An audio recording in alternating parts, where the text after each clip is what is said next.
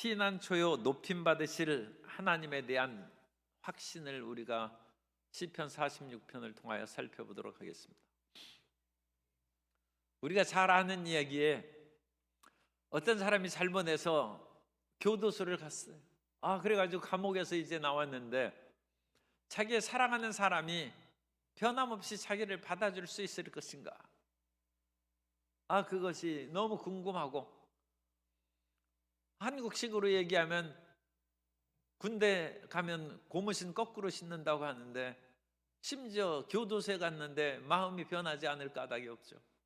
그래서 만일 여전히 당신을 나를 사랑한다면 우리 동네 어귀에 있는 아주 큰 오래된 올드 옥 트리라고 그랬죠. 큰 오래된 상수리 나무에 노란 리본을 달아놓으면 내가 그것을 보고 당신이 변함없는 것을 내가 확신하고 거기에서 내려서 찾아가겠다고 했습니다.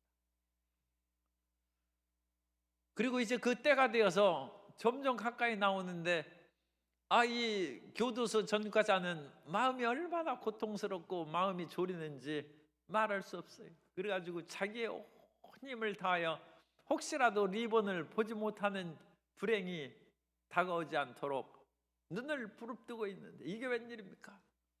그 상수리 나무에 올드 옥 트리에 노란 리본이 무수하게 거기에 걸려 있어가지고, 그건 그야말로 시력 0.1 사람도 볼 수 있도록 리본을 매달아 놨어요. 사람은 변함없는 사랑을 누구나 추구하고 그것을 사모하는 것입니다. 오늘날 이 세상은 너무 변함이 많고 배신과 거짓이 난무하는 시기, 그런 속에서 우리가 마음의 신뢰를 잃어버리고 소망을 잃어버리고 사람을 만나는 것이 두렵고 무서운 세상이 그렇게 되고, 요즘은 연애도 못해. 연애했다가 헤어지자고 하면 이 목숨을 내놔야 돼. 이 험한 세상에 어찌 연애를 할 수 있겠습니까?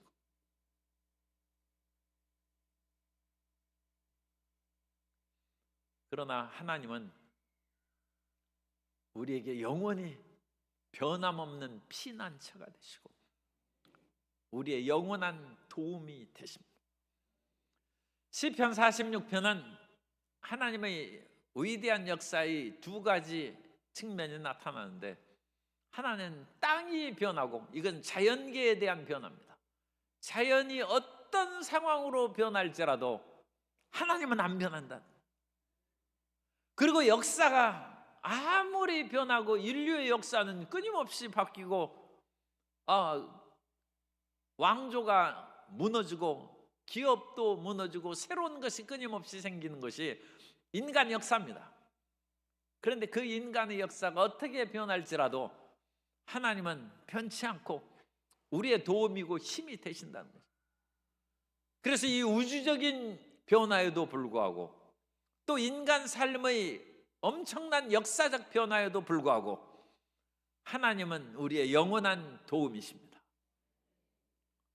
이것을 믿으면 우리는 우주선을 타고 어느 곳에 가든 우리의 믿음이 흔들리지 아니하고 담대함을 가질 수 있고, 또 이 세계의 역사가 어떻게 변하든지 우리는 흔들리지 않고 하나님이 우리와 함께 계시고 우리를 붙잡아 일으킬 수 있다는 것을 믿을 수 있는 것입니다. 이 시편은 아주 뚜렷하게 세 구분으로 나눌 수 있습니다. 셀라라는 단어를 통해서 세 번 그와 같이 반복되는데 46편 1절부터 3절까지가 한 단락입니다. 그 셀라가 이제 3절 끝에 나오죠. 그 다음에 4절부터 7절까지가 한 단락이고 거기도 셀라가 나오고 8절부터 11절까지 셀라가 또 한 번 그렇게 나와서 세 단락으로 나오는데, 이건 이제 조금 이상하게 생각할 수도 있습니다만 고대 히브리어 원본의 그런 그 문제성이 있기 때문에 베하에스라는 히브리 그런 그 연구 사본에는 성경에서는 7절과 11절이 반복되기 때문에 7절 또는 11절 똑같습니다. 그것이 원래 4절, 3절 다음에 있었을 것으로 그렇게 봅니다. 그러면 완전히 똑같은 1절부터 4절, 그러니까 전체가 12절이 되는 거예요. 전체가 12절이 되고 1절부터 4절까지, 그 4절은 뭐예요? 7절에 읽는 것이 다시 있다는 거예요. 만군의 야훼께서 우리와 함께 하시니 야곱의 하나님은 우리의 피난처시로다. 1절부터 3절까지 결론입니다. 그리고 일종의 후렴구죠. 결론으로 4절이 딱 있고, 그 다음에 우리 성경의 현재 4절부터 4절, 5절, 6절 똑같이 3절을 말씀한 후에 7절에 다시 후렴을 반복한 것입니다. 만군의 야훼께서 우리와 함께 하시니, 이것을 이제 마음에 들어야 돼. 이게 굉장히 중요한 구절입니다. 야곱의 하나님은 우리의 피난처시로다.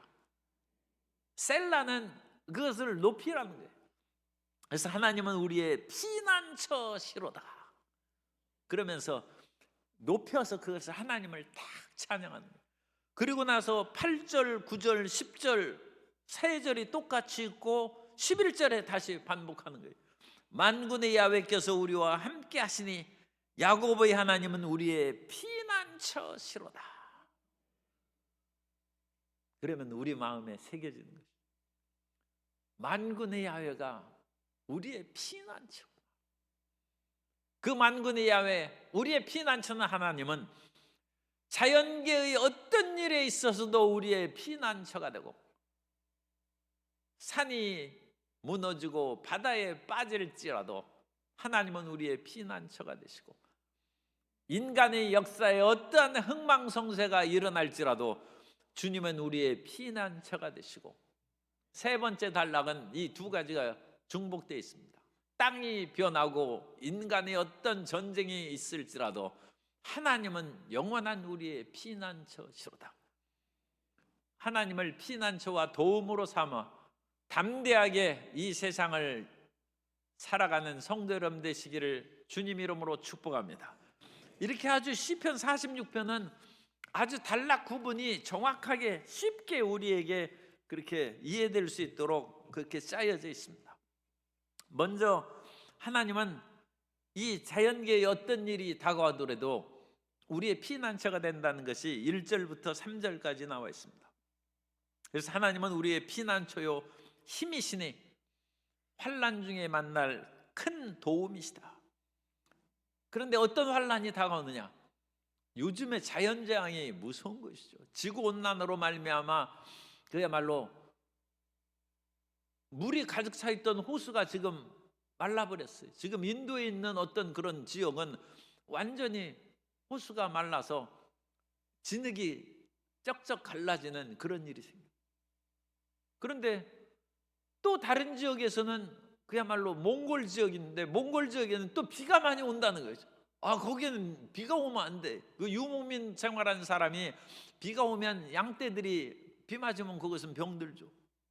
그리고 유목민들이 비 오는 그런 속에서는 생활하기가 굉장히 부적절한 거죠. 그런데 그 지역은 비가 조금밖에 안 와야 돼. 그리고 비가 올 때와 안 올 때가 이제 분명히 있어가지고 이제까지 수천 년 동안 살아왔는데 엄청난 폭우가 생기고, 비가 와야 될 지역은 비가 안 오고, 이거 어찌 살겠습니까? 그런데 그때 시편 46편을 읽어야 돼. 하나님은 우리의 피난처가 되시고 우리의 환난 때의 큰 도움이시라. 그래서 얼마나 큰 무섭고 힘든 일이 다가온다 할지라도 우리는 그 신앙을 우리가 바꾸지 않을 것은 2절, 그러므로 땅이 변하든지 산이 흔들려 바다 가운데 빠지든지, 뭐 지구온난화로 변화되는 그 이상이죠. 그래서 땅이 변한, 이 성경에는 땅이 변한 그런 내용들이 종종 나옵니다. 시편 107편 33절 이하에 보면 야훼께서는 강이 변하여 광야가 되게 하시며 샘이 변하여 마른 땅이 되게 하시며 그 주민의 악으로 말미암아 옥토가 변하여 염전이 되게 하시며. 옥토가 이제 소금밭이 돼가지고 생산력이 전혀 없는 그런 상황에 빠집니다. 그 하나님은 땅을 다스리시는 하나님. 그 하나님에 대한 이와 같은 창조 신앙을 우리가 이제 시편 46편에서 읽을 수 있는데, 이 땅의 변화는,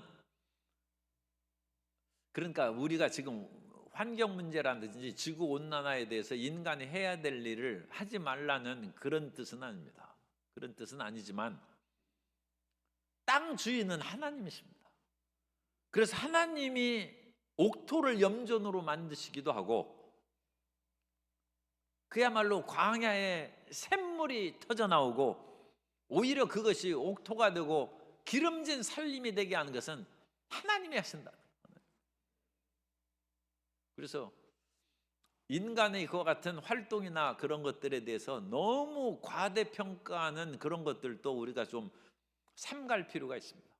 사람이 어떻게 하면 지구가 깨어지고 망할 것처럼 얘기하는데, 인간이 지구를 만들지도 않았을 뿐만 아니라 인간이 지구를 깨트릴 능력도 없습니다. 지구를 깨뜨리고 변화시키는 것은 하나님이 하십니다. 그래서 그런 차이에 대해서 우리가 좀 더 이 자연 세계에 대한 하나님의 역사하심을 확실하게 믿고 그것을 의지하는 태도가 또한 우리에게 필요합니다. 그래서 시편 46편 기자는 땅이 변하든지 산이 흔들려 바다 가운데, 그야말로 상전벽해가 된 것이죠. 뽕나무 밭이 바다가 되어서 변했어요. 그런 일이 어찌 있겠습니까? 그런데 그런 일이 있어요. 하나님은 옛날부터 그런 일을 많이 해오셨어요. 히말라야 그 높은 산맥에 조개 껍데기가 있다는 거예요. 그거 무슨 얘기입니까? 옛날에 그것은 바다였고 깊은 아래에서 지금 끊임없이 융기되어서 그 높은 산맥이 됐다는 거예요. 이 사람의 눈으로는 그거 어찌 알고 그걸 확인하겠습니까? 그러나 엄청난 지질 시대를 하나님께서 만드시면서 이 지구의 융기와 그런 침강의 모든 일을 하나님께서 행하십니다. 하나님이 손으로 누르시면 쑥 들어가고 다른 데서 나오는 거죠. 그래서 옛날에 잃어버린 대륙 이야기도 나옵니다. 엄청난 그런 대륙이 지금 바다에 잠겼어요. 그리고 호수했던 지역이 솟아올라 가지고 지금 육지로 되어 있다. 그런 일들에 대해서도 오늘날 지질학자들이 여러 가지 보고를 하고 있습니다. 그러므로 하나님이 이 모든 일을 행하시고, 이런 변화 가운데 하나님은 우리의 영원한 피난처가 되고 도움이 되신다는 것을 우리가 깊이 마음에 새겨야 됩니다. 그래서 3절 바닷물이 솟아나고 뛰놀든지, 이런 식으로 이제 엄청난 그 해일이 솟아나고 물이 이제 범람하는 것이죠. 요즘에는 지금 바닷물이 뛰노는 시대에, 솟아나고 뛰노는 시대.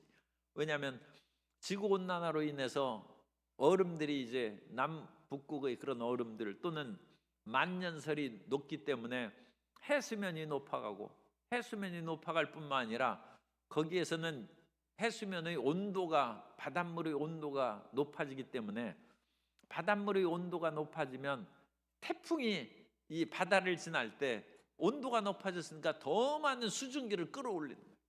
그래서 그 더 많은 수증기가 끌어오르는 태풍이 지나가면 폭우나 그 위력이 엄청난 거예요. 지금까지 그런 것보다는 상상할 수 없는 위력으로 이 지구 그 땅 육지 지역을 그야말로 비바람이 몰아칠 수가 있어요. 그래서 오늘날 우리는 너무 바닷가 근처에 집 안 사는 것이 좋습니다. 지금 있는 집은 빨리 정리를 하든지 어떻게, 아니면 다시 튼튼하게 방어를 해야 되겠죠. 방어를 해야지.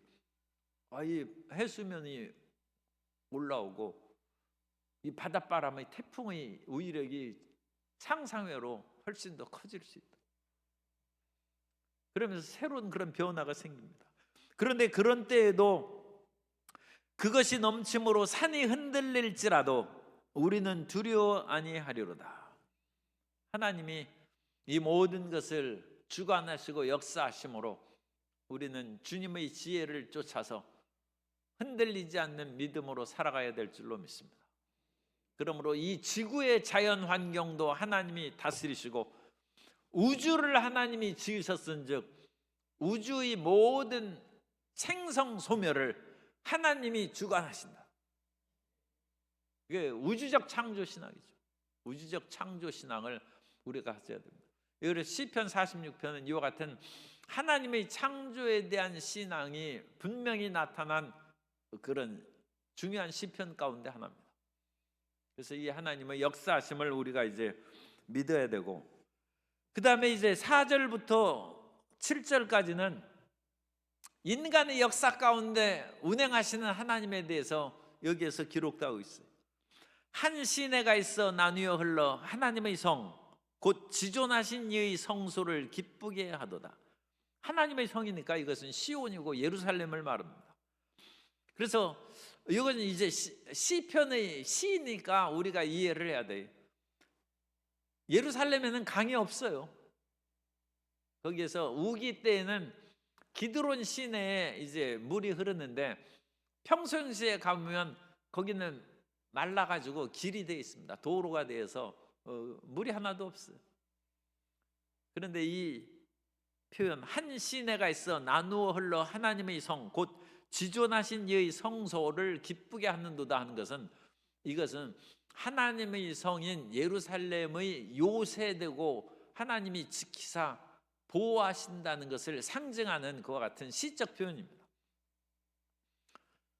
옛날부터 강한 요새를 만들 때는 해자를 만들었어요. 그래서 이 해자란 것은 이 성의 둘레에 그 땅을 파가지고 물을 이렇게 두르는 거예요. 우리나라에서는 뭐 그런 물을 두른 성읍을 별로 많이 볼 수 없죠. 그러나 우리 성경에서 유명한 바벨론은 유프라테스 강물이 이렇게 흘러내려오다가 나누어서 바벨론을 감싸서 흘러내려갑니다. 그러니까 시내가 한 시내가 있어 둘로 나눈다는 거예요. 한 시내가 나누어 흘러 바벨론을 에워싸고 나는 거예요. 그러므로 이 유프라테스 강물이 항상 그것을 바벨론 성을 에워싸고 가니까 적군이 공격할 때 이 강을 건너야 되잖아요. 그러니까 얼마나 힘들겠어요. 그래서 적군이 강을 건너려면 여러 가지 자기들이 그 성읍을 공격하는데도 어렵고, 또 수영 못하는 사람은 어렵고, 또 여러 가지 무기나 그런 것을 운반해서 공격하기도 어렵고, 그러니까 이 바벨론을 함락시키기가 어렵다. 바벨론뿐만 아니라 유명한 이집트의 테베성도 그와 같이 나일 강물이 나누어서 나일 강물이 위에서 흘러내려오다가 테베 지역에서 양쪽으로 나누어서 테베를 에워싸고 나일강이 흘러내려갑니다. 그러니까 이 테베라든지 바벨론과 같은 그런 성읍은 난공불락의 아주 강한 요새성이죠. 그런데 예루살렘은 하나님의 영적 능력이 그들을 이렇게 에워싸서 예루살렘을 보호한다는 뜻입니다. 그래서 하나님이 그들과 함께 하시고 지키심으로 결코 어떤 강한 세력도 예루살렘을 함락시키지 못한다는 것입니다. 그래서 이와 같은 그 시편 뭐 46편 4절이나 뭐 그런 5절 그런 내용을 통하여 고대 세계에서는 시온은 절대 침략당하지 않는다는 시온 불가침성의 그런 믿음이 확고하게 생깁니다. 하나님은 이 시온에 계심으로 영적인 그런 에워싸움을 통하여, 말하자면 하늘의 천군 천사들이 둘로 나누어서 이 예루살렘을 에워싸고 지켜 보호하는 것이죠. 그러므로 결코 무너뜨리지 못하고 함락시키지 못한다는 그런 강한 믿음을 가졌어요. 이것이 역사 속에서 그 백성들을 보호하시는 하나님에 대한 말씀입니다. 우리가 가는 모든 길마다 하나님께서 그 천군 천사들을 나누어 우리의 길을 에워싸 지키고 이끌어 주실 줄 믿습니다. 하나님은 우리의 보호자가 되시고 우리의 피난처가 되시고 우리의 요새가 되시고 우리의 환난 날에 큰 도움이 되시는 것입니다. 그래서 어떤 역사적인 변화나 환난이 다가와도 우리는 이것을 두려워할 까닭이 없어요. 하나님이 우리를 지키시기 때문입니다. 그러므로 땅과 같은 자연 세계에 있어서도 하나님이 우리를 보호하실 뿐만 아니라 인류의 모든 인간들의 활동의 삶에서도 하나님이 항상 우리를 지켜 보호함으로 우리는 평안하고 안전하게 살아갈 수 있다는 것입니다. 그래서 하나님이 5절에 그 성중에 계심에 성이 흔들리지 아니할 것이라 새벽에 하나님이 도우시리로다. 이것이 실질적으로 일어난 것이 이스라엘의 히스기야 왕 때, 히스기야 왕 때 아수르가 대군을 이끌고 와서 예루살렘을 포위했어요. 그런데 그 아수르의 그 대군이 하나님을 모독하는 말을 할 때 이사야가 이런 그런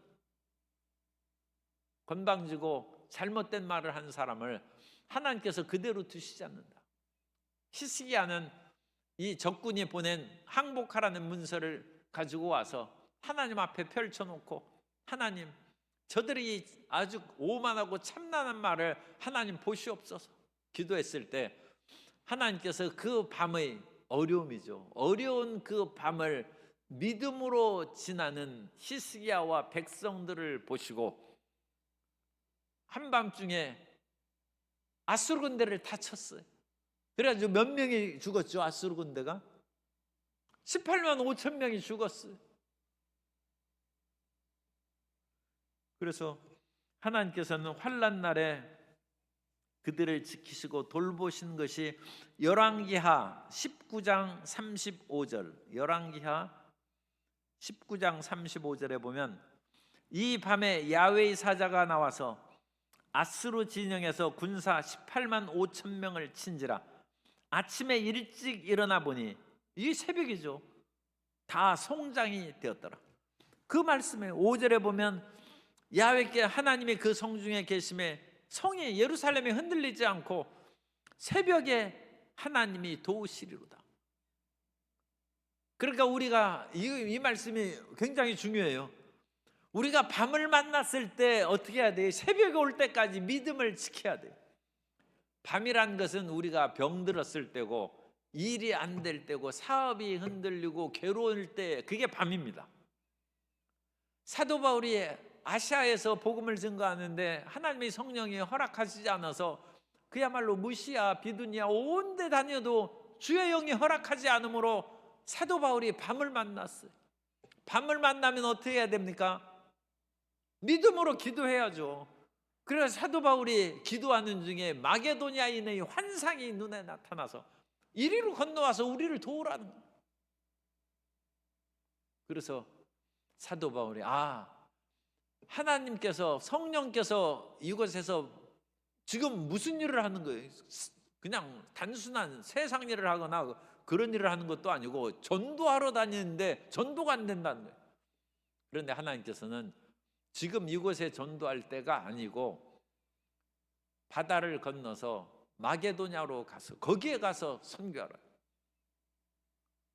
사도 바울이 그 밤에 마게도냐의 환상을 보고 거기로 건너가며 거기에서 이제 위대한 복음 전파의 역사가 빌립보 이제 감옥에 갇히기도 합니다만 어쨌든 빌립보라든지 데살로니카라든지 온갖 그런 지역에 그리스 북쪽 지역이죠. 복음을 전파하는 그런 새로운 역사가 나타나고 그 위대한 역사를 토인비는 이 유럽 문명의 씨앗을 사도 바울이 가지고 건너왔다는 거예요. 그래서 유럽의 기독교 문명이 사도 바울이 복음 전파로 말미암아 비로소 유럽의 씨앗이 떨어지고 그 씨앗이 이제 자라나고 마치 민들레 씨앗처럼 그리스로부터 온 지역으로 날아가면서 그것이 퍼져서 또 민들레 천국이 된 것처럼 기독교 천국이 되고 복음의 천국으로 온 유럽을 이제 가득 채운 것이죠. 그 역사가 나타납니다. 그러므로 우리는 어떠한 일이 있어도 하나님의 이와 같은 인도함을 받아서 주의 성령의 인도하심을 따라 나아가면 흑암의 세력이 틈타지 못하고 밤을 맞을 때 넉넉히 기쁨 가운데 새벽을 맞이하게 될 줄로 믿습니다. 그래서 밤을 두려워하지 말고 새벽까지 기도하는 성도 여러분 되시기를 주님 이름으로 축복합니다. 그래서 진짜 기도하려면 사실 지금은 밤이지 않습니까? 새벽 동이 틀 때까지 사실 교회에서 기도해야 돼요. 그러면 진짜 이제 또 우리가 큰 은혜를 받을 수 있어요. 그래가지고 그 기도가 그래도 한 5시간 정도 기도하고 그러면 1시간 기도하는 것보다 얼마나 더 큰 힘과 능력이 있겠습니까? 어쨌든 그것을 새벽에 하나님이 도우시리로다. 그 밑줄을 건너서요. 밤에 좌절하고 실망하지 말고 새벽까지 하나님을 앙망함으로 낙심하고 포기하면 안 돼요. 새벽이 올 때까지. 그러면 하나님이 새벽에 도우시리로다. 문나라가 떠들며, 이 역사의 그와 같은 소용돌이죠. 문나라가 떠들며 왕국이 흔들렸더니 온갖 일들로 이스라엘을 위협하고 예루살렘을 흔들어 놓는 거예요. 그러나 그가 소리를 내심에 땅이 녹았도다. 하나님은 역사를 주관하신다. 하나님이 역사하심으로 모든 열방, 아수르의 군대가 18만 5천 명이 죽고 모든 그런 침략의 사람들이 다 파멸되어 물러간 즉 다시금 후렴기에 하나님을 찬양한 것입니다. 만군의 야훼께서 우리와 함께 하시니 야곱의 하나님은 우리의 피난처시로다. 그런데 문제가 있어요. 예루살렘이 멸망했습니까? 안 했습니까? 예루살렘이 멸망했어요. 그리고 솔로몬 성전이 무너졌습니까? 안 무너졌습니까? 무너져가지고 없어졌어요. 지금 솔로몬 성전이 안 남아있지 않습니까? 아니, 하나님이 그 성중에 계시면 적군을 다 물리친다고 했는데 솔로몬 성전이 무너져서 지금 다 없어졌어요. 자취도 찾을 수가 없어요.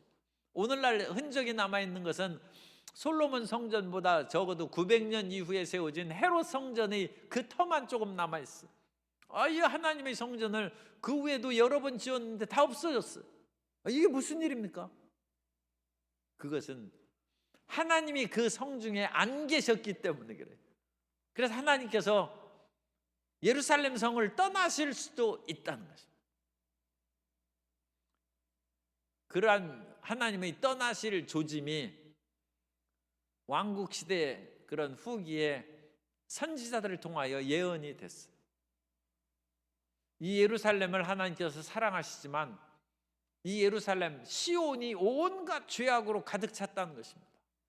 그래서 미가가 그와 같이 죄악에 가득 찬 시온성에 대해서 얘기할 때 너희 회개하지 않으면 하나님께서 이 잘못된 것을 견디다 못해서 하나님이 떠나실 수 있다는 것을 경고하는 거예요. 미가서 3장 9절 이하에 보면 야곱 족속의 우두머리들과 이스라엘 족속의 통치자들 곧 정의를 미워하고 정직한 것을 굽게 하는 자들아 원하노니 이 말을 들을지어다. 이게 참 무서운 얘기죠. 정의를 미워하고 정직한 것을 굽게 하는 일들이 오늘날 많이 그 정치계에 많이 나타났는데 아주 큰 문제예요. 시온을 피로 예루살렘을 죄악으로 건축하는도다. 그들의 우두머리들은 뇌물을 위하여 재판하며 그들의 제사장은 삭슬을 위하여 교훈하며 그들의 선지자는 돈을 위하여 점을 치면서도 야훼를 의뢰하여 이르기를 온갖 뇌물과 삭과 돈을 위해서 하면서도 말로는 야훼를 의뢰하여 이르기를 야훼께서 우리 중에 계시지 아니하냐 재앙이 우리에게 임하지 아니하리로 하는도다. 이게 다 거짓말이죠. 하나님이 그와 같은 온갖 거짓말하고 죄악을 하는 곳에 계시겠습니까? 그런데 아직까지는 떠나지 않았어요. 그러면서 그들은 자기 죄를 회개할 생각은 하지 않고 하나님이 우리와 함께 계시니 우리가 뭐 아무래도 우리는 적군의 침략을 받지도 아니하고 위기에 빠지지 않는다. 그렇게 헛된 자신감을 가졌다. 그런데 마지막에 에스겔이 환상을 본즉 하나님이 도저히 참지 못하는 것은 인간이 죄 중에서 여러 가지 십계명을 보면 인간이 여러 죄가 있죠. 사람들 부모를 공경하지 않고 살인, 간음, 도적질하는 여러 가지 죄들이 있어요. 그런데 하나님이 제일 미워하시는 것은 나 외에 다른 신을 잃게 하는 우상 숭배. 그런데 에스겔이 보니까 이제는 유다 성전 안에서 우상 숭배가 행해지는 것을 에스겔 8장 4절에 보면, 이 에스겔 8장 4절 이하에 이스라엘 하나님의 영광이 거기에 있는데 내가 들에서 본 모습과 같더라. 그가 내게 이르시되 인자야 이제 너는 눈을 들어 북쪽을 바라보라 하시기로 내가 눈을 들어 북쪽을 바라보니 제단 문 어기 북쪽에 그 질투의 우상이 있더라. 그가 또 내게 이르시되 인자야 이스라엘 족속이 행하는 일을 보느냐. 그들이 여기에서 크게 가증한 일을 행하여 나로 내 성소를 멀리 떠나게 하느니라. 너는 다시 다른 한 가증한 일을 보리라 하시더라. 하나님이 못 견디서 떠나신다. 그러면서 에스겔 8장에서는 그 뒤에 우상 숭배하는 것이 8장에 가득 나와 있어요. 그래서 하나님이 견디다 못해서 에스겔 10장 이하에 보면 하나님이 결국 그룹 하나님의 보좌가 그룹 날개편 자리에 있는데 거기에서 떠오르시는 거예요. 하나님이 거기에서 떠나서 성전 문을 나가시고 동문 밖으로 하나님의 영광이 떠나가는 모습을 에스겔이 봅니다. 참 슬프고 비극적인 환상이죠. 하나님이 예루살렘을 떠나신다. 그리고 그 떠난 환상을 본 후에 에스겔에게 전해온 소식은 예루살렘이 함락됐다. 이제 멸망했다는 거죠. 오늘 우리가 죄를 지어도 웬만큼 지어야지 너무 죄를 많이 지으면 하나님이 떠나실 수도 있어요.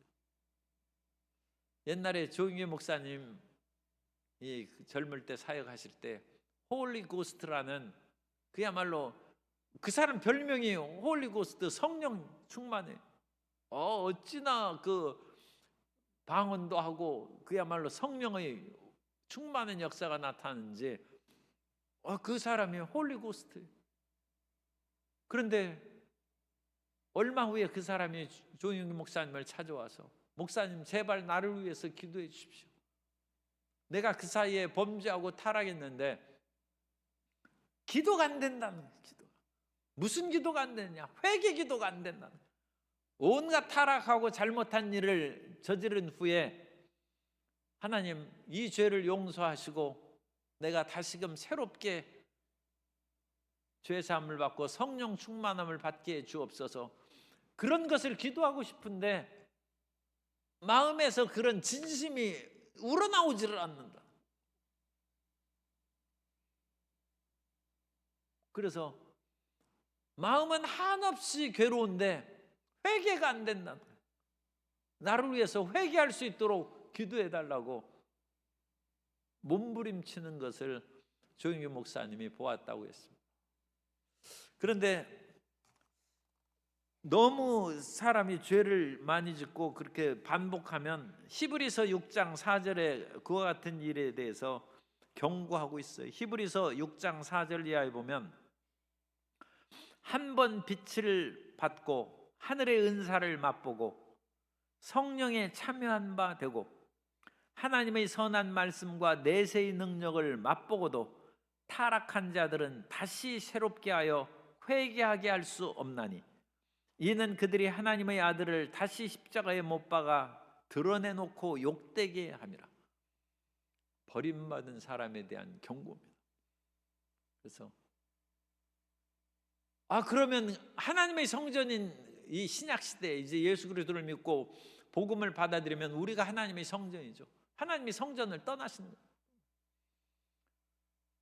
구약 성경에서는 예루살렘을 하나님이 떠나신 거예요.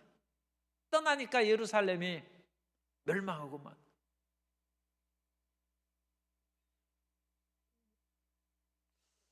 얼마 전에 신문에 보니까 서울의 물가가 높기로 세계에서 16번째라고. 16. 가장 높은 지역이 홍콩이에요. 홍콩이 물가가, 여러분 홍콩 가면 물가가 비싸니까 홍콩 가서 살기는 힘들 것 같아. 싱가포르가 살기는 굉장히 좋은데 물가는 세계 2위에. 싱가포르 가면 돈 많이 벌어야 돼. 그래서 홍콩이나 싱가포르가 세계 1, 2위인데 뉴욕이 5위, LA가 11위, 베이징이 13위, 서울이 16위. 그래서 우리나라가 물가가 엄청나게 비싸. 그러니까 사각값이 비싼 것이 이게 그 빈말이 아니에요. 우리는 물가가 세계에서 굉장히 비싼 나라에 살고 있는데, 그런 물가가 비싼 만큼 우리가 이 땅에서 삶의 질이 높은가? 그렇지 않습니다. 삶의 질은 서울이 81위예요. 물가는 높은데 삶의 질은 굉장히 낮아요. 힘들죠. 그런데 위로라면 이상하고, 어쨌든 베이징은 126위. 베이징은 우리보다 물가도 높고 사는 것은 더 나빠. 아유, 참 심각한 문제. 이웃이라도 잘 살아야지. 홍콩은 삶의 질이 77위예요. 우리나라하고 비슷하죠. 홍콩은 세계 1위 물가 높은 나라고 질은 77위로 우리 서울하고 비슷한 거예요. 이러니까 서울에서 사람들이 결혼해서 애 낳고 살겠어요. 예전에 어떤 사람이 금붕어를 키웠는데 금붕어 어항에 그 여러 마리를 넣었어요. 그랬더니 금붕어가 행복하게 잘 살고 있는데 금붕어를 더 사서 넣었어요. 그래가지고 그 어항에 금붕어가 많아지니까 금붕어들이 생식력이 소멸됐다는 거예요. 새끼를 안 낳는 거예요. 새끼를. 그래가지고 새끼를 낳으려고 이 사람이 온갖 산소를 엄청나게 공급하고 먹을 것을 한없이 넣어줬어. 그래서 필요한 산소와 먹을 것은 풍성하게 공급받는데도 이 좁은 어항 안에서 있으니까 아무리 먹을 것을 제공해도 새끼를 안 낳는다. 이 비유를 지금 우리나라 그 인구 정책하는 사람이 그거 좀 잘 생각하면 좋겠어. 1억 주고 산소 많이 공급해야 그 필요 없다는 얘기. 삶의 여건에 그야말로 블루오션의 새로운 환경을 조성하지 않으면, 그런 환경을 조성해주면 먹을 것이 없어도 널찍한 어항 속에 금붕어들이 다 새끼 낳고 그같이 사는데, 그 포화된 상태에서는 아무리 산소를 공급하고 먹을 금붕어 먹이를 많이 넣어줘도 번식을 못한다. 우리 마음 가운데 세계 외부적인 그런 물질이 가득하고 온갖 그런 필요한 것들이 채움을 받아서 우리 마음이 평안해지는 것이 아니라 마음을 비우고 탐심을 제거하고 하나님의 평강과 사랑이 우리 마음 가운데 있을 때 우리의 삶이 행복하게 될 줄로 믿습니다. 그래서 외부적인 것을 아무리 더 많이 공급해서 우리의 삶이 질이 좋아질 것으로 생각하지 말고, 어떤 면으로는 많이 비우고 우리가 공간을 만들어주는, 마음속의 공간을 만들어주고 생활 속의 공간을 만들어주고, 우리가 기도하는데 시간도 많이 넉넉하게, 너무 쫓기면서 기도하지 말고, 성경을 읽는데도 쫓기면서 성경 의무적으로 읽어가지고 아무리 그거 많이 공급해줘도 어항 속에서는 그것은 번식이 안 돼. 그러니까 말씀을 많이 공급하고 기도도 많이 하고 할 만큼 다 했는데 왜 나의 삶이 풍성하게 번식이 안 됩니까? 그렇게 생각하지 말라는 거예요. 그거에 대해서 하나님이 마음껏 활용할 수 있는 그와 같은 여유와 평안이 있는지 그것을 살펴볼 필요가 있습니다. 어쨌든 하나님께서는 역사의 주관자가 된다. 그래서 이 예루살렘의 영적인 시내가 에워싸서 어떤 세력이 다가와도 침범하지 못한 것은 하나님이 그 성 안에 계시기 때문이다. 그래서 하나님이 항상 우리 마음에 계시도록 우리가 하나님을 그야말로 인정하고 환영하고 모셔드리고 의지하고 주님을 존중할 때 우리 삶의 승리와 평안이 다가오야 될 줄로 믿습니다. 세 번째로 8절부터 11절까지는 이 두 가지가 다시 혼합되어서 강조되고 있어요. 그래서 8절에는 와서 야훼의 행적을 볼지어다 그가 땅을 황무지로 만드셨도다. 이것은 자연을 지배하시고 다스리시는 하나님을 말씀하는 거예요. 그 다음에 9절에는 인간의 역사 중에서 가장 무섭고 끔찍한 것이 전쟁인데 그가 땅끝까지 전쟁을 쉬게 하시며 활을 꺾고 창을 끊으며 수레를 불사르시도다. 그래서 하나님께서 역사를 주관하는, 그래서 이 하나님께서는 땅을 다스리시고 인간의 역사를 다스리시는 그 두 가지를 행하심으로 10절 너희는 가만히 있어 내가 하나님됨을 알지어다. 내가 문나라 중에서 높임을 받으리라. 내가 세계 중에서 높임을 받으리라 하시도다. 하나님께서는 어떤 자연적인 여건 가운데 그리고 어떤 역사적인 환난과 고통 가운데서도 하나님은 우리의 영원한 피난처가 되시고 우리의 반석이 되시고 우리의 요새가 되시고 환난 날에 도움이 되십니다. 따라서 하나님만이 나의 도움이십니다.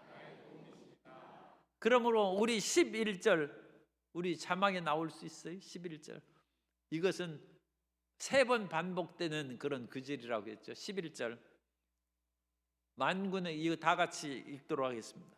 만군의 야훼께서 우리와 함께 하시니 야곱의 하나님은 우리의 피난처시로다. 그래서 하나님이 함께하면 우리는 어디서나 어떤 그런 자연 환경에서나 그리고 어떤 물가가 높은 홍콩에서나 어떤 뉴욕에서나 하나님의 도움을 받고 승리하게 될 줄로 믿습니다. 그래서 어떤 치열한 경쟁 사회 속에서도 하나님은 우리의 힘이 되시고 어떤 혹독한 자연 환경 속에서도 하나님은 우리의 피난처가 되심으로 만군의 야훼가 함께 할 수 있도록 우리 마음을 비우고 겸손하게 주님을 모셔드리고 죄악이 다가오면 범죄하는 족족 그것을 신속하게 회개해서 죄가 우리 가운데 타락의 길로 우리가 그야말로 인박히지 않도록 우리가 회개를 신속하게 하면 항상 하나님과 더불어 승리하는 삶을 살게 될 줄로 믿습니다.